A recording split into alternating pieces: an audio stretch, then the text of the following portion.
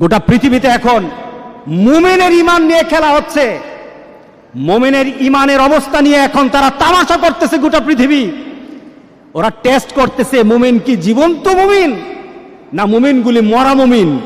গোটা পৃথিবীর ইহুদি খ্রিস্টান আর হিন্দুরা এখন পরীক্ষা করতেছে আমাকে। এটা আমার রাসূলের কথা।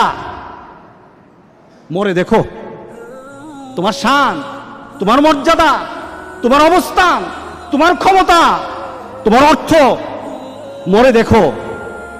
তুমি যদি নিজের জীবনকে মূল্যায়ন করতে না পারো, আল্লাহ যেটা বলেছেন ইল্লাল্লাযীনা আমানু, যদি ইমানদার না হয় মরো, তুমি কতটুকু ক্ষমতা, তোমার কতটুকু অর্থ, তোমার কতটুকু গাম্ভীর্যতা, তোমার কত মর্যাদা। ফেরাউন, সাদ্দাত, নমরুদ তো দুনিয়াতে থাকতে পারে নাই। কথা ঠিক আছে কিনা বলেন? ফেরাউন, সাদ্দাত, নমরুদ তো দুনিয়াতে নাই। আছে নাকি? ফেরাউনের বাড়ি আছে, সাদ্দাতের বাড়ি আছে, সম্পদ ছিল কিনা বলেন? সবই তো ছিল, কিন্তু তারা কি লাভবান না ক্ষতির মধ্যে আছে? ক্ষতির মধ্যে আছে। আল্লাহু আকবার, আল্লাহু আকবার। ইল্লাল্লাযীনা আমানু, যারা ঈমানদার, আল্লাহ বলেন তার কোনো ক্ষতি হবে না। একটা মুমিন যদি চিন্তা করে আমি এখানে কেন আসলাম, কেন এলাম পৃথিবীতে, আমাকে কি করতে হবে, আর আমার পরবর্তী ডেস্টিনেশন কোথায়, আমি পরবর্তীতে কোথায় যাব, এই তিনটা চিন্তা কোনো বান্দা যদি ধারণ করে, আল্লাহ সুবহানাহু ওয়া তাআলা তার আখিরাতকে গুছিয়ে দিবেন। আমাদের জীবনটা কেমন, আমাদের জীবনটা সম্পর্কে আমরা কি চিন্তা করতে পারি? কোনো ব্যক্তি হাতের মধ্যে বরফ নিল, বরফটা হাতে ধরে রাখলে সে যতক্ষণ পর্যন্ত বরফের দিকে তাকিয়ে থাকে, সে চিন্তা করে আমার ব্যবসা হবে, আমার হাতে বরফ আছে। বলেন তো দেখি বরফ কি থাকবে? হ্যাঁ, ধরে রাখুন তো বরফ, কতক্ষণ পর কি হবে? বরফ আর পাওয়া যাবে না, বরফ আর থাকবে না তার হাতে। মানুষের জীবনটা তেমন। আপনি বরফ হাতে নিয়ে রেখেছেন, আপনার জীবনটা একটা বরফের মতো, হাতে বরফ, আপনার বরফ কিন্তু গলে যাচ্ছে। কিভাবে যাচ্ছে? এক একটা মুহররম মাস চলে আসে, 1441 সাল ছিল, চলে গেছে, বরফ গলে গেছে। 1442 সাল এসেছে, আনন্দ হওয়ার কিছু নেই, বরফ কিন্তু গলে গেছে। সুবহানাল্লাহ, আপনার বরফ কিন্তু গলছে। একজনকে বলা হলো যে আমাকে নোটিশ করে দিও, আমাকে জানিয়ে দিন। আল্লাহর কাছে বলল দাউদ আলাইহিস সালাম, রব্বুল আলামিন আমার শেষ মুহূর্তটা আমাকে জানিয়ে দিও, শেষ মুহূর্তটা আমাকে জানিয়ে দিও, আমার জীবনের শেষ মুহূর্তটা আমাকে একটু নোটিশ করে দিও। আজরাইল আলাইহিস সালাম উপস্থিত। কি ব্যাপার? আমি না বলেছিলাম যে আমাকে একটু জানানোর জন্য, আপনি কখন আসবেন, আমার জীবনের শেষ মুহূর্তটা জানানোর জন্য বলেছিলাম। কোনো জানানো আগে থেকে রিমাইন্ডিং ব্যতীত আমার কাছে চলে আসলেন, ব্যাপারটা কি? আজরাইল আলাইহিস সালাম বললেন কথা আছে। আপনার দাঁতের অবস্থা কি? নাই, একটা রিমাইন্ডিং। চোখের অবস্থা কি? আগের মতো দেখি না, আরেকটা রিমাইন্ডিং। আপনার শরীরের শক্তি কোথায়? হারিয়ে গেছে, আরেকটা রিমাইন্ডিং। কে বলেন? দাড়িগুলি পেকে গেছে, তার মানে এই নয় তুমি আরো চিন্তা করতেই থাকবে, চলতেই থাকবো। আমার জীবনের গতি আছে, চলতে থাকবো, তা নয়, বরং তোমার প্রত্যেকটা জিনিসের মধ্যে নোটিশ করে করে জানানো হচ্ছে তোমার জীবন কিন্তু শেষের দিকে। এটাই তো আমাদের বৎসর গণনা, এটাই তো আমাদের জীবনের গণনা, এটাই তো আমার নতুন বৎসর আমাকে এই সংবাদ দেয়। এই নতুন বৎসর হয়তো তোমার জন্য আরেকটা বৎসরের সুসংবাদ নিয়ে আসবে, অথবা তোমার এই বৎসরটাই শেষ বৎসর। তোমার 1441 হিজরি ছিল অনেকের জন্য আবার আনন্দের বিষয়। কাদের জন্য আনন্দ? কে আনন্দ করতে পারবে? 1441 সালের মধ্যে যারা এসেছে, যারা ছিল, আজকে যারা নেই, তাদের মধ্যে কাদের আনন্দ? তাদেরই আনন্দ যারা আল্লাহ সুবহানাহু ওয়া তাআলার সেই কথার সাথে নিজেকে মিলিয়ে নিয়েছে। ওয়ালাস, সময়ের কসম, সময়ের কসম, দুনিয়ার পরিবর্তনের কসম। দুনিয়া যে পরিবর্তন হচ্ছে সময় দিয়ে, আল্লাহ সুবহানাহু ওয়া তাআলা ওই সময়ের কসম করে বলে আসরের সময়টা কখন বলেন তো দেখি? বেলার, দিনের শেষ বেলা, দিনের শেষ বেলা। ওই সময়টার নাম কি? এরপরে কি হয়? গুরুব, ডুবে যায়। এরপর কি হয়? মাগরিব। মাগরিব না?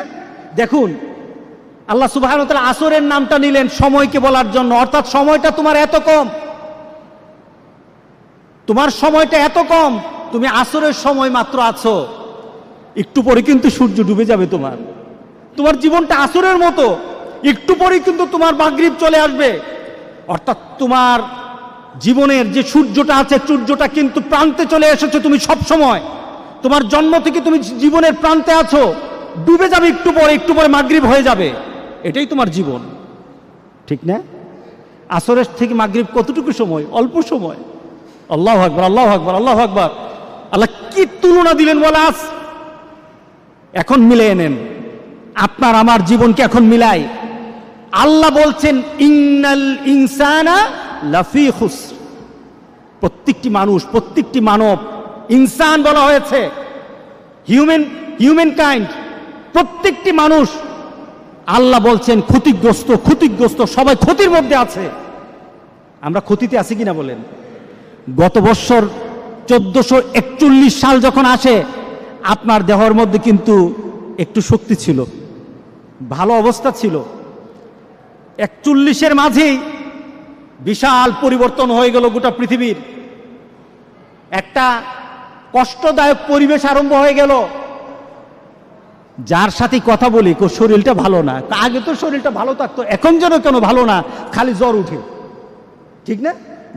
আগে তো এত কাশ দিতাম না, এখন খালি কাশি দিলেই মনে করে যে আমার জীবনের অবস্থা এদিক ওদিক হয়ে গেছে।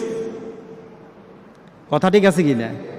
তার মানে কি, আপনি 1441 সাল থেকে এখন আপনি এমন জীবনে চলে আসছেন, আপনি নিজেকে প্রশ্ন করে বলতেছেন আমি ক্ষতিগ্রস্তের মধ্যে, আমার দেহ নষ্ট হয়ে যাচ্ছে, আমার দেহের পরিবর্তন চলে আসতেছে, আমি দুর্বল হয়ে যাচ্ছি, আমার চিন্তা চেতনায় দুর্বল হচ্ছি, আমার ভাবনাতে দুর্বল হচ্ছি, আমি আমলে দুর্বল হয়ে যাচ্ছি। আগের মানুষগুলির আমল শুনলে চোখে পানি চলে আসে, আমি করতে পারছি না, আমি ক্ষতিগ্রস্ত। কে বলেছেন? আল্লাহ সুবহানাহু ওয়া তাআলা বলেছেন ইন্নাল ইনসানা লাফি খুসর। পড়েন, ইন্নাল ইনসানা লাফি খুসর। আল্লাহ বলেন না, আমার কিছু কিছু বান্দাকে আমি কিন্তু ক্ষতির মধ্যে ফেলে দেব না। আমরা কি পড়তে চাই বলেন তো দেখি? আমরা কি পড়তে চাই যে আল্লাহ বলেছেন আমার কিছু বান্দাকে, তার জীবন, তার যৌবন, তার জীবনের সকল কর্ম, তার আখিরাতকে আমি ক্ষতিগ্রস্তের মধ্যে ফেলে দেব না? আল্লাহু আকবার বলি। আমি তাকে ক্ষতি করব না, দুনিয়া তো ক্ষতি করব না, আখিরাত তো তার ক্ষতি হবে না। ইল্লাল্লাযীনা আমানু ওয়া আমিলুস সালিহাত। মিলিয়ে নেন, ঈমান, যার ঈমান আছে, কি আছে বলেন? আমাদের ঈমান আছে কিনা বলেন? আছে, আলহামদুলিল্লাহ। ঈমানটা কেমন? রাসূল সাল্লাল্লাহু আলাইহি সাল্লামের ঈমানের ব্যাপারে বললেন এমন একটা সময় আমার উম্মতরা পড়ে যাবে, আমার উম্মতরা এমন একটা সময় পড়ে যাবে, তখন হাতের মধ্যে জ্বলন্ত আগুন রাখা, জ্বলন্ত কয়লার আগুন রাখা সহজ হবে, কিন্তু আমার উম্মতগুলির ঈমান বাঁচানো তত কঠিন হয়ে যাবে। এটা সহজ, কিন্তু ঈমান বাঁচানো কঠিন। কে বলেন ঠিক আছে কিনা বলেন? আহা, নতুন নতুন ঘটনা, নতুন নতুন কথা। আমরা আমাদের বন্ধু বাঁচতে পারি না, আমরা আমাদের ভালোবাসা কিসের সাথে রাখবো সেটা আমরা ভাবতে পারি না। আমরা কিছু ঘটনা শুনলে আমাদের মধ্যে চেতনা সৃষ্টি হয় না,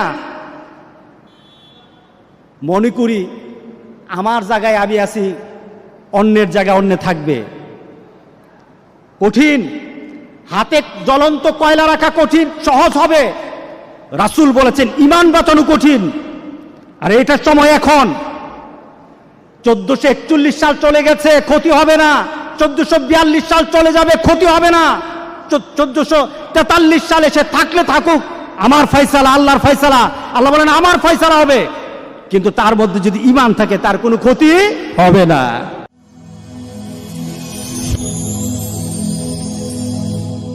Rose TV 24. Enjoy by listening to the Holy Quran.